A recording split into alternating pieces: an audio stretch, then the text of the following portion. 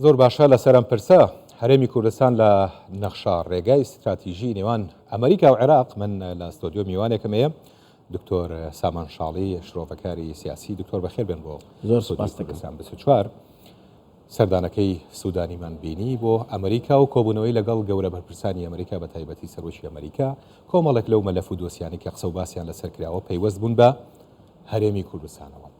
ئەم دیدار و گفتوگۆیانەی نێوان ئەمریکیەکان و عێراقیەکان تا چەند ئەبێتە دەلاقەیەک بۆ چارەسەرکردنی کێشە هەڵپەسێدراوەکانی نێوان عێراق و هەرێمی کوردستان بەگشتی. ئێمە هیوادارین کە سەرۆک سوودانی کە چوو بۆ ئەوێ و کە ئەو پەیمانانە یا هیوادارێکی یاوە، بەڵام ئایا چەند ئەتوانێ بە کردار جێبەجێکە ئەوە شتێکی کەیە. خۆی بە تاقی تەنیانە خۆ دەزانی بەشەکە لە ئیطار و لە دەوڵەت ئایا چەند ئەتوانێ ئەم بریارانە.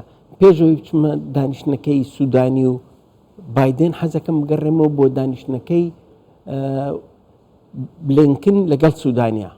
ئەوە زۆر گرنگە چونکە خۆ دەزانی وەزارەتی خارجەی بلینکن چاو و گوێچکەی بایدنە، سیاست ئەوان داڕێژن و ئەوان پێش ئەوەی ئەو ببینێ تقریرێکیان بۆ بەرز کردەوە کە چی ڕوویاوە. یەکێ لەو خاڵە گرنگانەی کە بەحث کراوە بەحسی هەڵبژاردنەکانی هەرێمی کوردستان کراوە، بەحسی موچە کراوە، بەحسی ئەوە بلینکن پێوتووە کە نیەتێک هەیە کە هەرێمی کوردستان قەوارەکەی لاواز کرێ بچوو کرێتەوە. سوودانی جوابی چی یاوەتەوە بۆ ئەم شتانە؟ تەبعاً ئەو وتێتی ئێمە هەوڵمان ناوە کێشەکان هەڵکەین و بەحسی بووچە و موچەکەی کردو ئەوانە، بەڵام کە هاتە سەر هەڵبژاردنەکە ئەڵێ مەترسی لەسەر هەرێمی کوردستان ئەوە نییە کە موچە و بووجە بێ، بەڵام مەترسی ئەوەیە کە هەڵبژاردن نەکرێت. کە هەڵبژاردن نەکرێت ئەمە مەترسیەکە لەسەر قەوارەی یاسایی هەرێمی کوردستان. بزانە چۆن ڕەبتی کردو بەو شێوە کە هەرێمی کوردستان ئێمە ناکەین ئاگان لەو پلانەی کە لە پشت هەڵبژاردنی هەرێمی کوردستانەوە هەیە.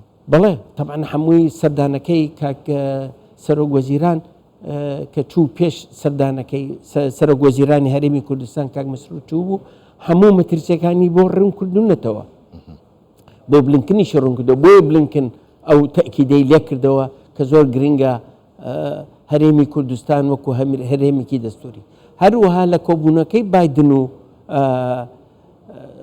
سوودانی جەختی کردوێتەوە بایدن لەسەر ئەوەی کە هەرێمێکی بەهێز هەبێ و ئەو هینانە چارەسەر بکرێت بە مەسەلەی موچەکە تەکیدی کرد کە دوو موچەتان ناردووە، ئەمە درێژخایەنی ئەوێت، ئەمە چارەسەرێکی ئەوێت نابێ بەو شێوەی بێ. هەر یەک سوال بەحسی نەوتەکەشی کردووە کە ئەبێ بندرێتە دەرەوە. ئەوەی وتووە سوودانی وتێتی ئێمەش ڕغبەتمان هەیە کە بڕوا. لە سەرەتای قسەکانیشتا بە جۆرە لە جۆرەکان گومانی خستە سەر بەڵێنەکانی سوودانی بۆ چارەسەرکردنی کێشەکان وەکو وتی هیواداری بتوانێت ئەو کێشان بۆ ئەو گومانەوە. چونکە سوودانی خۆ دەزانی سوودانی قووەتی پەرلەمانی نییە، قەرارەتەکانیش لە پەرلەمانە هەرێ بە زۆری نێو کەمینە لە محکەمەی ئیتیحادیە هەرەیە. ئەزانین ئەوانە هیچی بەدەست نییە. ڕاستە سەرۆک وەزیرانە ئیدارەی هەیەشتی هەیە، بەڵام هێزی جێبەجێکردن ئەبێ قەراری ئیطاری بۆ دەرچێ، قەراری جیهاتەکانی کەی بۆ دەرچێ، قەراری ئێرانی بۆ دەرچێ. با بە ڕاستەکان بڵین تێگەی ئەمانە هەمووی کۆمەڵێک فشارە لەسەر سوودانی. بەڵام ئەو پێشکەوتنی با بڵین کە ئەو قەراراتانە لە مەسەلەی داعش کرا، بەحسی هێزی پێشمەرگە کرا لەوەیە، بەحسی ئەمانە کرا کە چۆن ئەو عیلاقەتە پەیوەندیە گەشەی پێ بدرێت. باش، بەڵام ئایا ئەتوانێ ئەو سەیترە بکاتە سەر حەجی شعبی؟ ئایا توانێ سەیترە بکاتە سەر پێی وترا، بەڵام ناتوانێ بیکات. ئەوەڵێ هیوادارم ڕغبەتم هەیە ئەی کەم جێشی عێراقی بەهێزەکەم، قواتی ئەمنی بەهێزەکەم، چونکە ئێستا حەجی شعبی بەقوترە لە جێشی عێراقی. زۆر باشە دکتۆر، من یەمە سەر بابەتێکی دیکە ئەویش ئەوەیە پێداگیری ئەمریکیەکان بە سەرۆک بایدنەوە بە بلینکنەوە لەسەر پێگە و قەوارەی هەرێمی کوردستان و مانەوەی ئەم قەوارەیە و بەهێزکردنی چەند بۆ هەرێمی کوردستان گرنگە لەم کاتەیە؟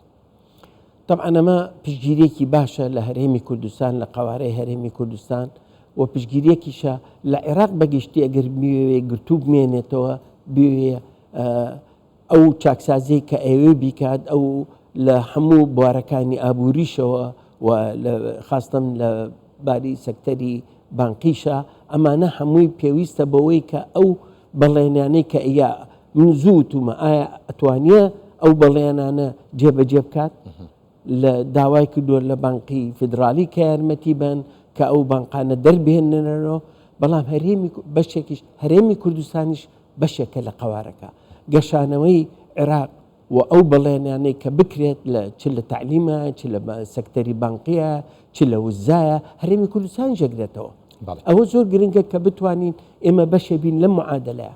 زۆر باشە. بابەتێکی دیکە گەر بە کورتی ژابن بیتەوە بابەتی کشانەوەی هێزەکانی هاوپەیمانان بوو یەکێ لە دۆسیە گرنگەکانە کە هەندێک لایەنی عێراقی زۆر هیوایان لەسەر هەڵچنی بوو. با بڵین ئەم دۆسیە چەنێ جێگەی بایەخ و قسە لەسەرکردن بوو لە زۆر جەختی خراوەتە سەری لام وایە هەوڵ دۆسی ئەو دۆسیە بۆ کە بەحث کراوە و دوای سەردانەکەی لەگەڵ بادنەیەک سەر چوو بۆ وەزارەتی بەرگری لەگەڵ ئەستنا کۆبەوە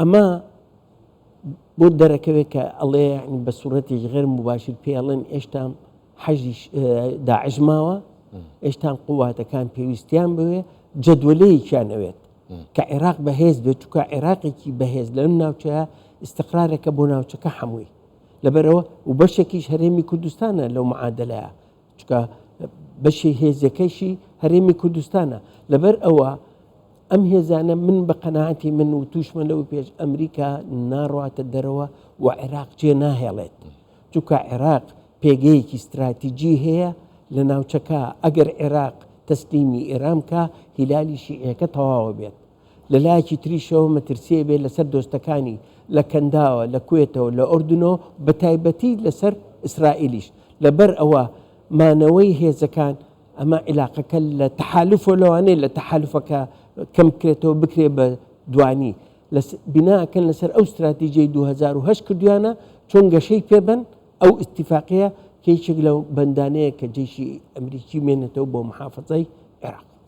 دکتۆر سامان شاڵی شۆڤەکاری سیاسی سپاس بۆ